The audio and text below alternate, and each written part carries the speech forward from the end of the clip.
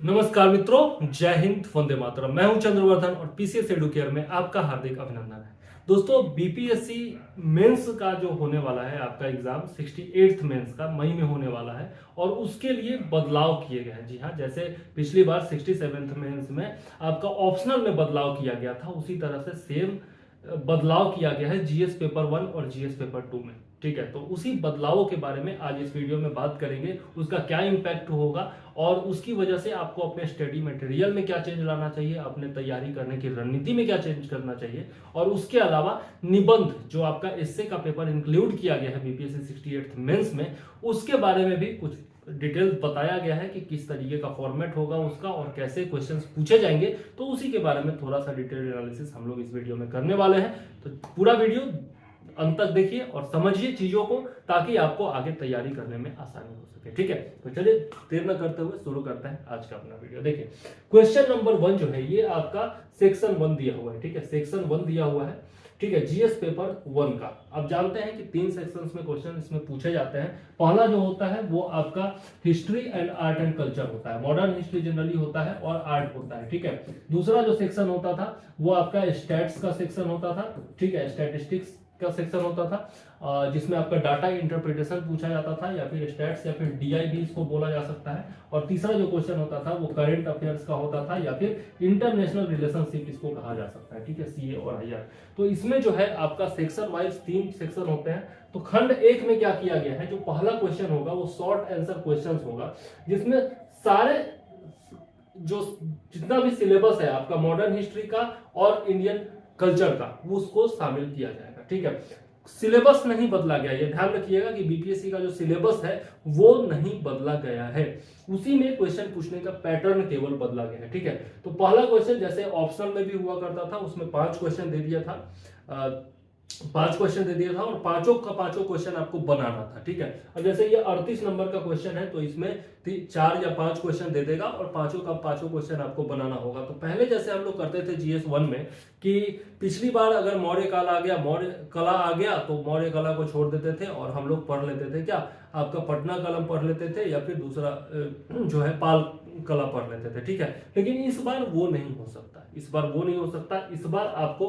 Complete पढ़ना होगा। जैसे हम लोग क्या करते थे, अगर अंबेडकर के बारे में, अंबेडकर के विचार पूछा जा चुका है, आपका टैगोर के विचार पूछा जा चुका है तो नेहरू और गांधी के विचार पढ़ लेते थे, गांधी का विचार पूछा जा चुका है तो नेहरू और टैगोर के विचार पढ़ लेते थे, क्योंकि तीनों का विचार सिलेबस में है, गांधी, नेहरू और टैगोर तीनों का विचार। तो क्या करते थे हम लोग, जिसका विचार पहले पूछा जा चुका है उसको छोड़ करके बाकी दोनों पढ़ लेते थे। ठीक है, लेकिन इस बार 67th मेंस में क्वेश्चन रिपीटेड भी हुए थे और इस बार चूंकि शॉर्ट आंसर क्वेश्चन इंक्लूड कर दिया गया है और ये आपको बनाना अनिवार्य है, मैंडेटरी है, इसलिए आपको टोटल सिलेबस कवर करना होगा। आपको तीनों के विचार पढ़ के जाने होंगे, आपको पाश्चात्य शिक्षा का विकास भी पढ़ के जाना होगा, प्रेस का विकास भी पढ़ के जाना होगा। ठीक है, और इसके अलावा बाकी जो सिलेबस है कंप्लीट सिलेबस कवर करके आपको जाना होगा। इस पर सिलेबस का कोई भी पार्ट आप गेस करके छोड़ नहीं सकते हैं। ठीक है, तो ये ध्यान रखिएगा। बाकी जो सोर्सेज मटेरियल है वो सेम होंगे। क्वेश्चन ऐसा नहीं है कि बहुत बवंडर पूछ देगा, ऐसा कुछ नहीं है, जैसा मुझे लगता है अपने अनुभव के हिसाब से। तो मेंस में कुछ खास बदलाव नहीं हुआ है, बस यही है कि फॉर्मेट में चेंज हुआ है, सिलेबस भी बदलाव नहीं किया। ठीक है, चलो अब आगे क्या किया गया है। सेकेंड क्वेश्चन जो होगा वो है आपका मॉडर्न हिस्ट्री से एक क्वेश्चन होगा सेकेंड में, और थर्ड क्वेश्चन नंबर 3 जो होगा उसमें भी आपका मॉडर्न हिस्ट्री और इंडियन कल्चर से क्वेश्चन होगा, डिस्क्रिप्टिव क्वेश्चन। ठीक है, तो 2 क्वेश्चन जो है वो आपके जैसे पहले पूछे जाते थे वैसे ही होंगे, केवल पहला जो क्वेश्चन होगा वो क्या किया गया है कि अनिवार्य कर दिया गया है और उसमें छोटा छोटा पॉइंट होगा, 4-5 पॉइंट होगा, उसका आंसर आपको देना होगा। ठीक है, चलो आगे देख लेते हैं। नेक्स्ट जो सेक्शन है उसमें भी सेम टू सेम वही है। ठीक है, इसमें नेशनल और इंटरनेशनल इंपॉर्टेंस का क्वेश्चन पूछा जाएगा। ठीक है, और ये टोटल सिलेबस को कवर करेगा, ये जो है आपका टोटल सिलेबस को कवर करेगा और इसमें भी वही 4-5 क्वेश्चंस होंगे। ठीक है, और उसको आपको जवाब देना ही होगा, मैंडेटरी होगा। अब इसमें क्वेश्चन नंबर 5 जो है इसमें भी 2 क्वेश्चन होंगे, उसमें से किसी एक का जवाब देना होगा। ये भी करंट इवेंट और नेशनल इंटरनेशनल इंपॉर्टेंस से होगा, डिस्क्रिप्टिव टाइप होगा। ठीक है, और फिर उसी तरीके से आपका छठा क्वेश्चन जो होगा वो भी सेम टू सेम होगा। ठीक है, तो आपके 4 क्वेश्चन हो गए जो कि आपके ऑप्शन वाले होंगे, 8 क्वेश्चन होंगे जिसमें 4 के जवाब देने होंगे आपको, ठीक है। उसमें आपको विकल्प दिया जाएगा, और का विकल्प दिया जाएगा, और एक एक क्वेश्चन जो होगा दोनों सेक्शन में, आपका मॉडर्न हिस्ट्री और आर्ट एंड कल्चर और आपका नेशनल और इंटरनेशनल करेंट्स जो है, ठीक है, उन दोनों में ही एक एक क्वेश्चन ऐसा होगा जो कि मैंडेटरी होगा। उसमें 4-4 छोटे छोटे क्वेश्चन होंगे, 4-4 या 5-5, और उसके आंसर आपको देने होंगे, ठीक है। यही ऑप्शनल में भी बदलाव किया गया था, और यही सेम बदलाव जीएस पेपर 1 और पेपर 2 में भी किया गया है, ठीक है। उसी तरीके से सेक्शन 3 जो है इसमें भी सेम टू सेम किया गया है। आपका statistical analysis, graphs and diagram जो है उसमें, अच्छा नहीं, इसमें कोई बदलाव नहीं है। सेक्शन 3 जो है उसमें आपको 2 क्वेश्चन बनाने हैं, 4 क्वेश्चन दिए रहेंगे, उसमें से 2 बनाने रहेंगे, ठीक है। तो इसमें कोई भी बदलाव नहीं किया गया है, ठीक है। चलिए आगे देख लेते हैं। जो आपका जीएस पेपर 2 है उसमें भी सेम टू सेम किया गया है, सेम टू सेम किया गया है। जो पहला क्वेश्चन होगा, 3 सेक्शन इसमें भी होते हैं। कौन कौन से सेक्शन होते हैं? तो आपका एक सेक्शन जो होता है वो पॉलिटी का होता है, पहला सेक्शन जो होता है वो पॉलिटी का होता है। दूसरा सेक्शन जो होता है वो जियो प्लस इकोनॉमिक्स होता है, ठीक है। और तीसरा जो सेक्शन होता है वो आपका साइंस एंड टेक होता है, साइंस एंड टेक होता है, ठीक है। तो इसमें भी जो है सेम टू सेम कर दिया गया है। जो जो पहला क्वेश्चन होगा, पॉलिटी का भी जो हमेशा कैसे पूछा जाता था, 3 क्वेश्चन पॉलिटी से, 3 क्वेश्चन ज्योग्राफी और इकोनॉमिक्स से, और 2 क्वेश्चन साइंस एंड टेक्नोलॉजी से पूछा जाता था, ठीक है। तो अब इसमें क्या कर दिया जाएगा, सेम टू सेम वही किया जाएगा कि आपका पॉलिटी का जो पहला क्वेश्चन होगा उसमें आपका वही शॉर्ट आंसर टाइप क्वेश्चन होगा, और 4-5 क्वेश्चन दे दिए जाएंगे और सबका आंसर आपको देना होगा, ठीक है। तो इसमें भी आपको होल सिलेबस पढ़ के जाना होगा, ठीक है। कम से कम एक ओवरव्यू तो देखना ही होगा, ठीक है। और बाकी दोनों जो क्वेश्चन होंगे इंडियन पॉलिटी के, वो जैसे पहले पूछे जाते थे सेम टू सेम होंगे, डिस्क्रिप्टिव होंगे, ठीक है। चलिए उसके बाद फिर वही सेम टू सेम किया गया है आपका इकोनॉमी और ज्योग्राफी में भी। जो पहला क्वेश्चन होगा वो मैंडेटरी होगा, शॉर्ट आंसर टाइप होगा, 4-5 क्वेश्चन पूछे जाएंगे और सभी के जवाब आपको देने होंगे। और बाकी जो 2 क्वेश्चन होंगे जैसे पहले पूछे जाते थे सेम टू सेम होंगे, ठीक है। और फिर साइंस एंड टेक में क्या किया गया है देख लेते हैं। साइंस एंड टेक में जो है आपका इसमें भी क्या किया गया है कि एक क्वेश्चन मैंडेटरी कर दिया गया है। देखिए अब इसमें भी जो है ये थोड़ा सा टफ जरूर हो जाएगा, क्योंकि साइंस वाला जो टेक्नोलॉजी वाला क्वेश्चन था उसमें 2 डिस्क्रिप्टिव क्वेश्चन होते थे तो आसान होते थे, ठीक है। गेस वर्क करना इसमें आसान होता था, लेकिन अब चूंकि होल सिलेबस को कवर करने वाला एक क्वेश्चन होगा, ठीक है, और दूसरा क्वेश्चन जो होगा वो पहले के ढर्रे पर होगा, तो जो पहला क्वेश्चन होगा वो बनाना टफ होगा, ठीक है। जैसे मान लिया होल सिलेबस है तो आपको बायोटेक्नोलॉजी, नैनो टेक्नोलॉजी, आपको बाढ़ की समस्या, और बाकी जो आपका हेल्थ से रिलेटेड प्रॉब्लम, आपका एजुकेशन से रिलेटेड प्रॉब्लम, आपका डिजास्टर मैनेजमेंट, ये सारा कुछ में टेक्नोलॉजी का यूज जो है वो पढ़ना ही होगा। कंप्यूटर से रिलेटेड जितना भी आपका टेक्नोलॉजी है सबको पढ़ना ही होगा। स्पेस टेक्नोलॉजी, डिफेंस टेक्नोलॉजी, सब कुछ आपको पढ़ के जाना होगा। तो होल सिलेबस कवर करना है, इसलिए ये जो है थोड़ा सा टफ जरूर होगा, ठीक है। तो अच्छे से तैयारी करनी होगी, पूरा का पूरा सिलेबस आपको पढ़ना ही होगा, ठीक है।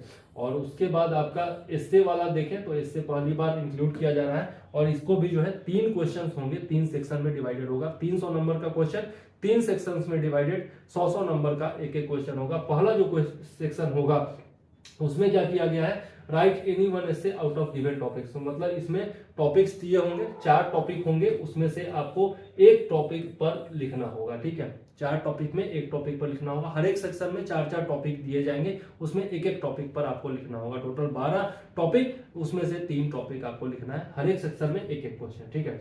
सेक्शन 2 में आपका सेम टू सेम वही है, सेक्शन 2 में भी सेम टू सेम है। जो टॉपिक्स दिए जाएंगे 4 टॉपिक, उसमें से एक बनाना होगा। और सेक्शन 3 में भी सेम टू सेम दिया हुआ है, लेकिन इसमें जो प्रेस कॉन्फ्रेंस किया गया था, देखिए ये 3rd सेक्शन में, the question of this section will be in Devanagari script and it will be transliterated in Roman script. मतलब ये जो है बिहार स्पेसिफिक टॉपिक इसमें होगा। जैसे लिट्टी चोखा के बारे में पूछ दिया जा सकता है, विदेशिया नृत्य के बारे में पूछ दिया जा सकता है, नीतीश कुमार के बारे में पूछ दिया जा सकता है, ठीक है। इस तरीके से आपका बिहार स्पेसिफिक टॉपिक होगा, और इसमें बिहार के स्टूडेंट्स को ज्यादा फायदा होने वाला है, क्योंकि बिहार के बारे में उनकी जानकारी ज्यादा अच्छी है, ठीक है। तो ये जो है आपका स्पेसिफिक हो जाएगा, ये सेक्शन बहुत ही ज्यादा इंपॉर्टेंट हो जाएगा, ओके।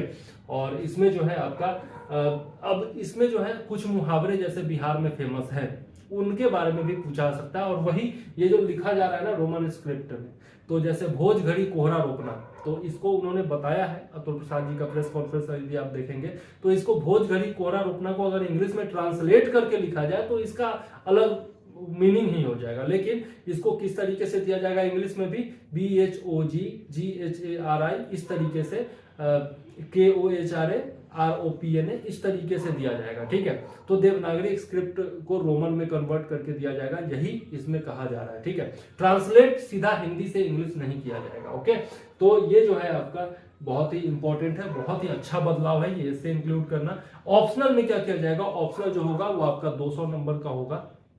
ठीक है, 200 नंबर का होगा, 2 घंटे का एग्जाम होगा, 2 घंटे का एग्जाम होगा, 100 नंबर का पेपर होगा, MCQ होगा, ये याद रखिएगा। और उसका मेरिट लिस्ट में उसका नंबर नहीं जोड़ा जाएगा, तो ऑप्शनल की महत्ता को साफ खत्म कर दिया गया है। ओके, चलिए, तो ये थे महत्वपूर्ण बदलाव जो बीपीएससी ने किए हैं मेंस में। ठीक है, और अब इसके हिसाब से अपनी तैयारी करनी होगी। ठीक है, अब देखते हैं 68 तो है, 69 में भी सेम टू सेम पैटर्न होगा। और 69 से क्या किया जा रहा है कि आपका कंबाइंड पेपर लिया जा रहा है, जैसे सीडीपीओ और बीपीएससी है जो आपका होल होता है, तो दोनों का सिलेबस सेम है, दोनों का जो पूछने का तरीका क्वेश्चन का सेम है, पीटी का सेम है।